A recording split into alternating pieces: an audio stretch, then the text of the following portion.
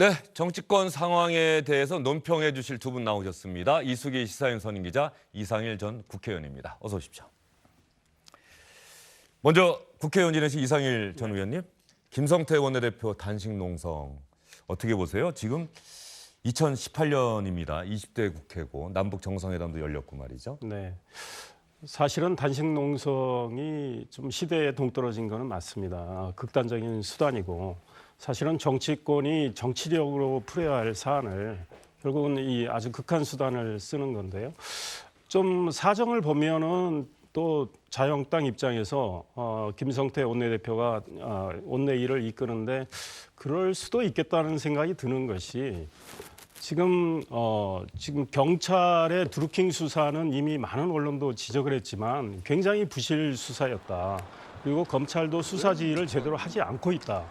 그리고 김경수 의원이 오늘 참고인으로 조사를 받지만 본인이 그동안에 말을 몇 차례 바꾼 데다가 본인 스스로 내 특검도 받겠다고 하셨는데 이 민주당이 지금 특검을 전혀 안 받고 있고 그거보다 더 중요한 지금 일자리 창출하기 위한 4조 원 추경이 있고요. 그다음에 남북 정상회담의 성과를 북미 정상회담을 통해서 좀 더 구체화하고 우리가 원하는 완전한 북한 핵폐기로 이렇게 가야 되는데 그러면 초당적인 협력이 필요하단 말이죠. 그런 면에서 여당인 민주당이 국정운영 책임이 큰데 국회를 좀 원활하게 가동하려면 야당이 주장하는 특검을 수용하는 것을 좀 대승적으로 생각하면 좋겠다. 특히 지금 여러 가지 사안에서 민주당의 늘 우호적인 민주평화당조차도 특검을 요구하고 있거든요.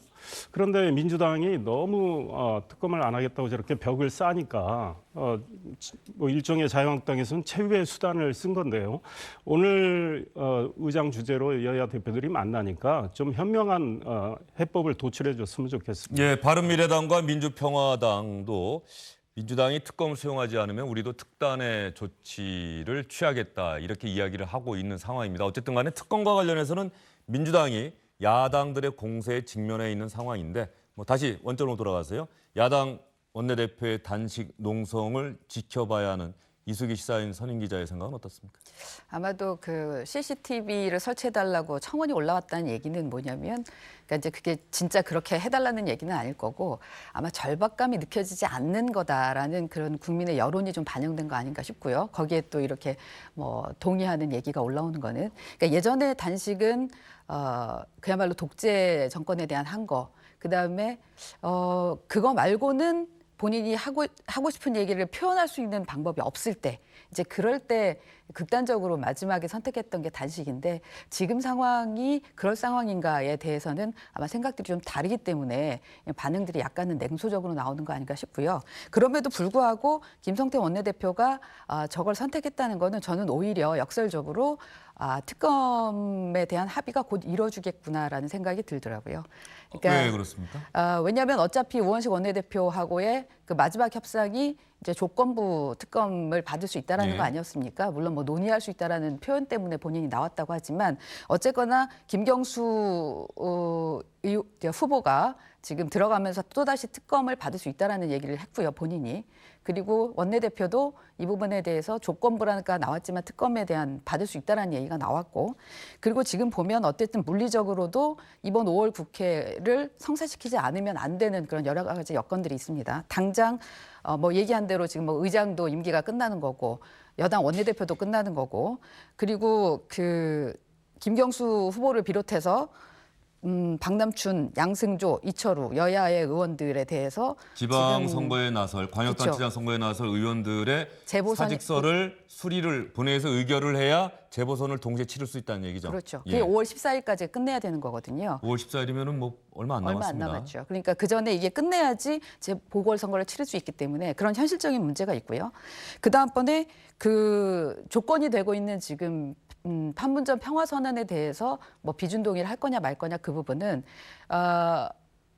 사실 국회에는 지금 그러니까 대통령이 이거를 얘기했던 이유는 지속 가능했으면 좋겠다라는 그런 염원이 담겨 있는 거잖아요. 국회에서도 그걸 동의해 줬으면 좋겠다라는 건데 방법이 다른 방법들도 있을 수 있는 거예요. 그러니까 이 선언에 대해서 지지하는 결의안이 지금 이미 국회에 발의돼 있거든요. 그러니까는 굳이 지금 비준 동의라는 부분에 이게 비준 동의가 필요한 사안이냐에 대한 논란이 있기 때문에 그러면 비슷한 성격을 가지면서 그러면 여기에 대해서 지지하는 결의안이 통과되고 그 정도 선에서 합의가 이루어지고 다음번에 진짜 우리가 그 비준을 동의해야 될 상황이 벌어진다면 북미 회담 이후에 그렇다면 그때는 또 논의할 수 있는 사안이 되니까 아마 그런 정도에서 협의가 이루어질 수도 있다는 생각이 들고요. 그리고 또 오늘 하나 지금 뉴스 나온 거 보면 민주당에서 민병두 의원에 대해서 의원직 사퇴 철회하라고 지금 제안을 하겠다고 하는 거 아닙니까?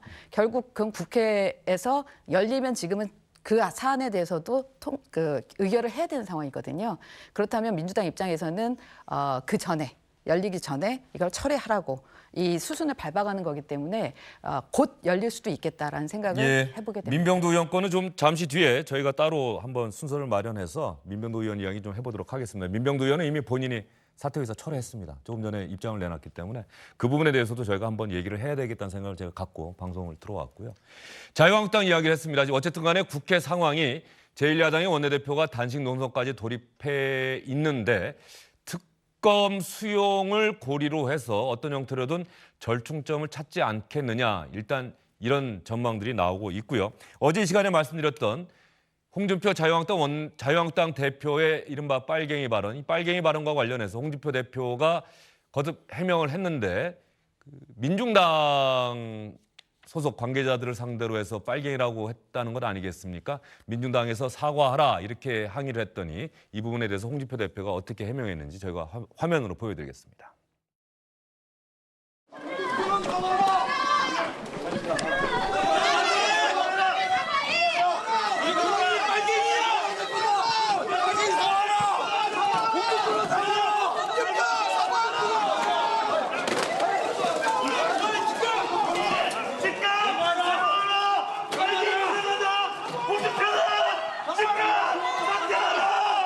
저분들이 오해를 하고 있는 게 경상도에 가면 반대만 하는 사람을 빨갱이 같다 그런 이야기를 통상 합니다. 그래서 경남 필성 결의대에 갔을 때 많은 분들이 또 나와서 홍준표 물러가라 그래 하길래 내가 들어가면서 혼자말로 창원에는 빨갱이가 좀 있지. 내가 그 이야기한 것을 마치 내가 자기들을 6.25 때 빨갱이로 이야기한 것을 좀 착각을 하고 하는데 그런 뜻으로 한 것은 아니라고 내가 밝혔으니까 이제는 행사장마다 그렇게 좀 안 해주셨으면 합니다. 홍준표 대표 입장에서는 6.25 때 빨갱이가 아니다. 그런 취지로 얘기한 게 아니다. 반대하는 사람을 경상도에서는 빨갱이라고 부른다. 그렇게 이야기한 거니까 좀 앞으로는 나 쫓아다니면서 저렇게 사과라고 하지 말아달라 이런 얘기인데 뭐 어제 저희가 긴 시간 얘기를 했습니다. 두 분 얘기는 좀 짧게 들을게요. 저 빨갱이 발언 어떻게 평가하세요? 그러니까 본인이 곤혹스러운 건 분명해 보이는데 그럼에도 불구하고 해명의 얘기에서도 약간의 잘못된 오류가 있어요. 혼잣말로 이게 얘기를 했다고 그러고 그 많지 않다, 뭐 빨갱이가 좀 있지 이렇게 얘기했다는데 그 녹취록이 나왔잖아요. 다시 그럼 보면은 많고 두들겨 패주고 싶다는 얘기까지 했고 그리고 그거는 당직자하고 한테 저 사람들이 누구냐고 확인을 한 다음에 얘기를 한 거라서 그 홍 대표의 해명 자체가 약간은 잘못된 거 아닌가라는 생각이 듭니다. 이상일 의원은 홍준표 대표의 화법 잘 알고 계시죠? 그렇습니다. 그 화법이 계속 문제가 돼서 결국은 보수 정당 전체의 품격으로까지 이어지는데 물론 혼잣말 하신 것 같긴 해요. 그러나 좀 그 뭐랄까 표현을 늘 좀 대표기 때문에 정제된 표현을 쓰는 게 바람직하다. 이번 일을 계기로 더더욱 해줬으면 좋겠고 어차피 저렇게 실수를 했다면 정정당당하게 뭐 이렇게 인정하고 사과하고 이렇게 가는 게 좋은데 좀 이렇게 발뺌하는 식으로 경상도에서는 그렇게 쓰는 거야. 반대하는 사람들한테는 그런 표현 쓴다고 그러는데 그 논리대로라면 홍준표 대표야말로 이 빨갱이란 소리를 들어도 할 말이 없어요. 늘 반대를 많이 하시는 분이기 때문에. 그런데 아니면 그런 말을 자제를 하거나 그런 말을 썼다면 정말 정정당당하게 본인의 논리를 구사를 해서 아니 민중당 분들은 과거에 통합진보당 해산된 통합진보당의 그 계열에서 쭉 맥락을 이어서 오는 분들인데 나는 이런 맥락에서 뭐 그런 당신들이 심한 좌파 아니냐 이렇게 표현하려고 했었다고 하든지 해야 되는데 뭐 이렇게 또 문제가 되니까 발뺌을 하고 그래서 네, 예전에도 이게 보면 당당해 보지 못하다 이런 생각이 들어요. 경상도에서는 왜 장인을 두고도 뭐 영감쟁이라고 영감탱이라고 한다, 하죠. 뭐 예. 이런 얘기들을 하셨는데 이런 식이면 전 국민이 경상도의 언어를 알아야 되는 거 아닌가? 홍준표 대표의 그 의도를 이해하려면 이런 생각까지 좀 들게 되는데요. 어쨌거나 뭐 민중당에서 지금 저 발언을 가지고 명예훼손으로 소송을 냈다니까 예. 이제 뭐 법적으로까지 좀 가봐야 되는 상황인 것 같습니다. 어제 좀 저도 물어보고 싶어서 주변 저녁에도 이렇게 약속해서 사람들 만나는데 공교롭게도 경상도 출신 분이 없어서 제가 물어보지를 못했습니다. 정말 경상도에서는 그런 뜻으로 쓰는지. 그 당시에 그 대선 당시에 영감탱이 발언 때도 SNS나 인터넷 보면은 그렇게 얘기했다가는 아주 혼난다 뭐 이런 댓글들이 올라왔던 기억이 나는데 홍준표 대표가 일단 말을 하고 또 해명을 하긴 했습니다. 그런데 홍준표 대표 이 화법 때문에 당 내에서는 홍준표 대표가 당장 사퇴해야 한다 이런 얘기까지 나오지 않았습니까? 강길부 의원이 대표적이죠. 사선의 강길부 의원이 홍준표 대표 보고 사퇴하라 이렇게 요구를 했는데 두 사람 어제 사실 SNS 통해서 설전을 벌였는데 오늘 아침에도 SNS 통해서 나갈 사람은 당신이다. 아니다. 그만둘 사람은 홍준표 대표다. 이렇게 계속해서 설전을 이어갔습니다. 먼저 홍 대표의 SNS 볼까요? 울주 선거 준비하려면 강길부 의원의 지역구입니다. 철새는 정리할 수밖에 없다. 일어탁수라고 했다. 한 마리 물고기가 물을 흐린다는 뜻이겠죠. 오늘 당장 나가시라. 스스로 나가지 않으면 출당 조치 취하겠다라고 엄포를 놨습니다. 그랬더니 강길부 의원이 참 이상하다. 울주 경선 끝난 건데 왜 그 얘기를 하느냐. 아무리 궁색해도 당대표가 이 정도 수준은 아닐 거라고 믿는다. 사내답게 당대표직을 사퇴해라. 그리고 만일 내가 제명된다면 그것은 자유한국당이 홍준표 대표의 사당이 됐다는 증거일 것이다. 강길부 의원 하나 더 있죠? 왜 이렇게 옹졸해졌는가? 대한민국 보수의 일어탁수가 되지 않기를 바란다. 일어탁수라고 하는 홍준표 대표의 용어를 강길부 의원이 그대로 갖다 썼습니다. 홍준표 대표는 이것도 크게 보도하는 거 아마 또 문제 제기할 거예요. 예? 별로 변수가 되지도 않을 건데 왜 언론이 이런 거 갖고 크게 보도해서 마치 자유한국당이 큰 내분이 있는 것처럼 하느냐라고 하는데 우리 다 기자 출신이시고 이상일 의원님 이거 기사 가치가 있는 겁니까 없는 겁니까? 저도 뭐 중앙일보에서 예. 기자 생활 오래 했고 정치부장도 했지만 당연히 기사가 되죠. 왜냐하면 당의 사선의 중진 의원이 당 대표를 겨냥해서 그동안의 당 대표의 여러 가지 언행 물론 본인의 문제가 있습니다. 공천 문제가 있죠. 그 지역 지방선거 관련해서 거기에 대한 불만까지 곁들여 있지만 정말 직공을 한 거 아닙니까? 홍준표 대표 시한을 정해서 물러나라. 이렇게 하는 상황에서 기사를 안 쓸 수는 없고요. 지금 자유한국당 내부가 굉장히 복잡한 것 같아요. 지방선거를 앞두고 자중질환이 일어나고 국민 입장에서 보기에는 자유한국당이 제1야당이지만 어떤 건설적인 대안 제시는 못하면서 일종의 당내에 여러 가지 권력 지형을 놓고 다투는 이런 모습들. 정말 전체가 아주 성찰을 해야 되는 이런 상황인데 또 이 말싸움을 대표하고 중진 의원이 하니까 사실 일어탁수 물고기 한 마리가 물 전체를 흐리는 문제인데요.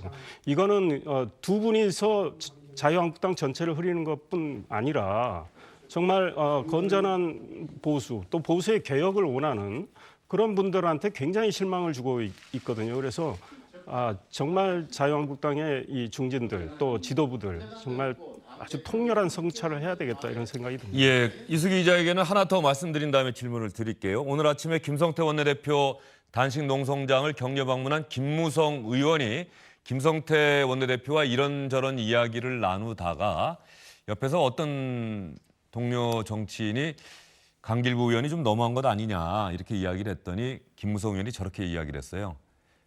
네 같으면 자기 지역에 다른 사람 공천하면 가만히 있겠나? 나 같아도 벌써 탈당했다. 김무성 의원은 은연중에 강길부 의원 편을 들어준 거죠? 예, 들어준 거죠. 거기 지금 얘기한 그 홍준표 대표 편을 든 분이 이채익 의원인데 울산 남갑의 의원이거든요. 그러니까 이제 지금 강길부 의원이 공천을 좀 해달라고 했던 그 울주 군수로 해달라고 했던 측근이 이제 3, 4등 정도밖에 안 된다. 그래서 이건 아니다. 억지 부리는 거다. 이제 이런 식으로 얘기를 하니까 그럼에도 불구하고 김무성 의원 쪽에서는 그래도 자기 지역구 일은 자기가 좀 해결하게 하지 그거 왜 설득 못 해가지고 이렇게 시끄럽게 하느냐 이제 이런 식으로 얘기하면서 영감쟁이 잘 좀 달래지 뭐 이런 표현도 했고요. 근데 여기서 영감쟁이는 강길부 의원을 얘기하는 거 같고 77세시더라고요. 그래서 제가 이렇게 나이를 찾아보니까 결국 근데 아까 말씀하신 대로 이게 기사화 가능한 건지 아닌지를 보려면 결국 홍준표 대표의 지금 리더십에 대한 문제이기도 하고 그다음에 강길부 의원이 본인이 탈당을 예고하기도 했고 제가 볼 때는 뭐 지금 상황이면 아마 탈당할 것 같은 상황이 들어요. 왜냐하면 홍준표 대표가 물러나지 않을 거기 때문에. 출당 조치한다고. 예, 이런 얘기하지 상황이면 않았습니까? 뭐 출당 조치도 할 만한 상황이고요. 그 홍준표 대표 성향으로 지금 보면 거기다가 이 김무성 의원이 이 편을 들었던 이유는 복당파예요. 같이 바른미래당을 갔다가 강길부 의원이 온 상황이기 때문에 복당파에 대한 좀 대변이 좀 필요했던 것 같고 문제는 강길부 의원만 나가는 게 아니라 지금 그 복당했던 지역 군 의원들, 구의원, 군의원들이 같이 지금 나갈 상황이거든요.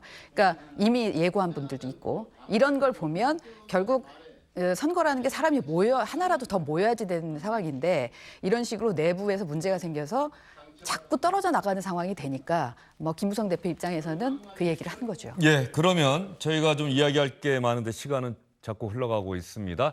여기까지 자유한국당 내부 상황, 홍준표 대표와 강길부 의원 사이의 설전은 전해드렸고요. 사실 판문점선언, 남북 정상회담 이후 홍준표 대표의 이야기를 들어보면은 자유한국당이 저희가 많이 듣지 않았습니까? 색깔론을 또 하나의 공격 소재로 삼는 것 아니냐 이런 생각을 가질 수밖에 없는 그런 발언들이 많이 나왔습니다. 그런데 서울시장 후보로 결정된 김문수 전 지사가 이 색깔론을 다시 한번 제기하는 듯한 그런 발언을 했습니다. 시청자 여러분 한번 직접 들어보시죠.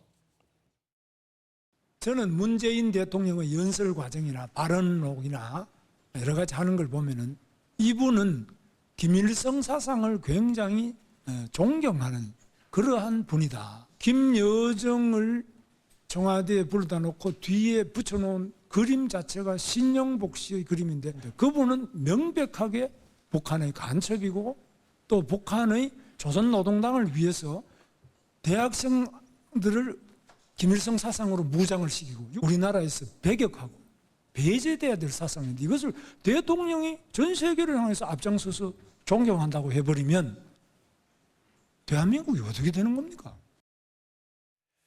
이상일 의원님, 김문수 전 의원, 전 지사, 뭐 80년대만 해도 전설적인 노동운동가였는데 김문수 전 지사의 입에서 저런 이야기가 나왔습니다. 문재인 대통령이 김일성 사상을 신봉하는 것 같다. 저런 얘기까지 나왔는데.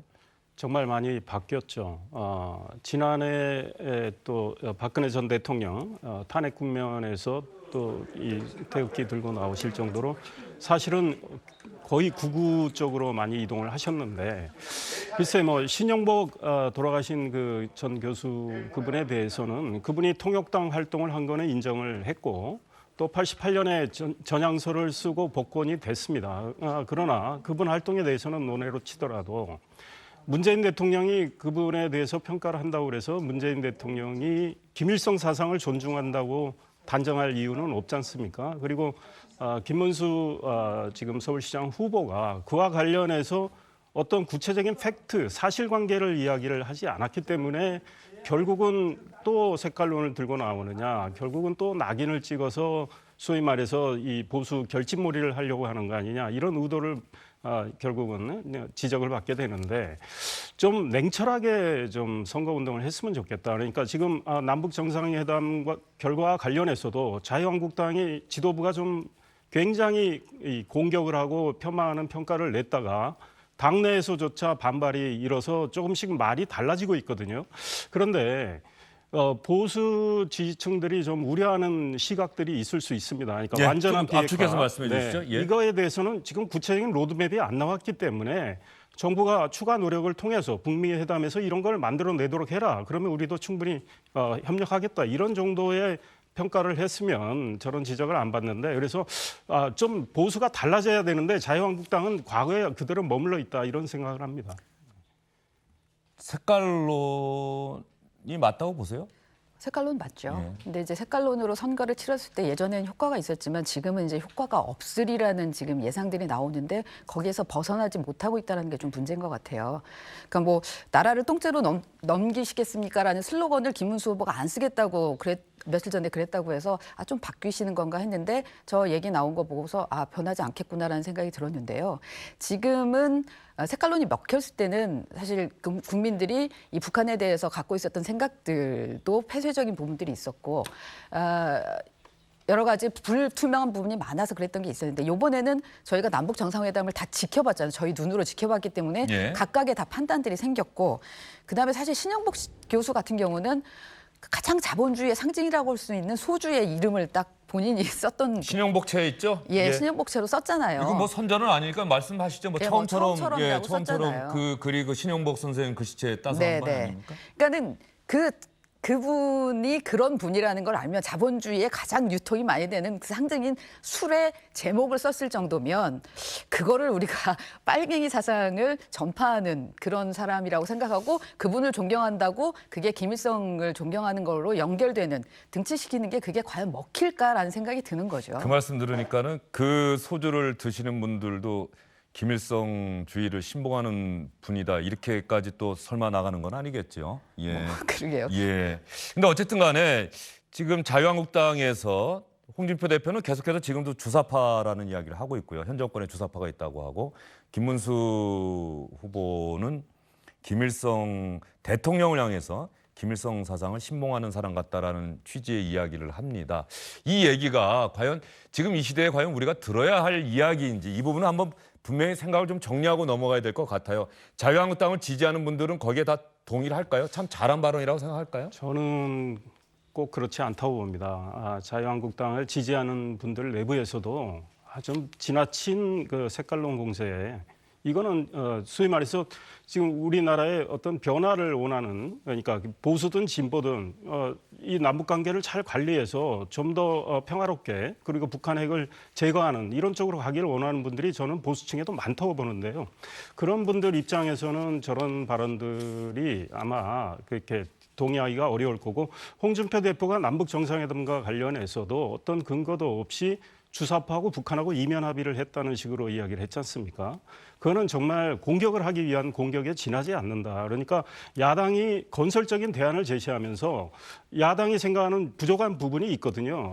완전한 핵 폐기를 위해서는 로드맵이 만들어져야 되고 북한이 좀 더 구체적으로 타임라인, 타임 스케줄을 제시하면서 시간표를 내놓으면서 우리는 어떤 대한민국과 미국이 원하는 완전하고 검증 가능하고 불가역적인 핵 폐기를 하겠다. 이거를 정부가 좀 더 압박을 해달라. 이렇게 한다면 박수를 칠 수가 있는데 그냥 무작정 딱지를 붙여서 공격을 하니까 문제고 차제에 이렇게 낙인을 찍어서 공격하는 일종의 마녀 사냥하는 거는 이 정치권의 버릇은 고쳐야 되겠다. 예컨대 정부 여당을 야당에서 비판한다. 언론이 비판하면 또 적폐라고 해서 일부 여당 지지층이 공격하는 거. 이것도 좀 자제를 했으면 좋겠다. 예, 알겠습니다. 좀 짧게 한번 말씀해 주시죠. 이제 오늘 나온 여론조사 보면은 어쨌든 지금 대통령 지지율을 뭐 10%포인트 이상 올랐잖아요. 그러니까 그거는 결국 지금 남북 정상회담의 효과인데 남북 정상회담에 대해서 그만큼 그러니까 지지하고 있는 기대를 하고 있는 분들이 많다는 거잖아요. 특히 야당 지지층 중에서도 그거를 읽어야 되겠죠. 그렇다면 말씀하신 대로 뭐 비핵화 부분에 대해서 더 확실하게 해달라랄지 아니면 지금의 흐름에서 제가 볼 때는 이렇습니다. 탈냉전이라는 흐름, 남북화의 흐름에 대해서는 찬성을 해요. 이렇게 높은데 그러나 통일에 대해서는 또 부담스러워하는 여론이 굉장히 예. 많아요. 그렇다면 그런 여론을 잘 읽어서 야권에서는 우리가 이 남북화의 흐름은 어떻게 끌고 가야 되지만 그 다음번에 가야 되는 우리의 통일과 관련된 로드맵은 또 이렇게 우려할 점이 많다. 이렇게 했으면 좋겠다. 이렇게 담론을 끌고 가는 게 맞죠. 그건 선거를 위해서도 그런 야권이 이런 거기까지 고민을 하고 로드맵을 제시할 수 있구나.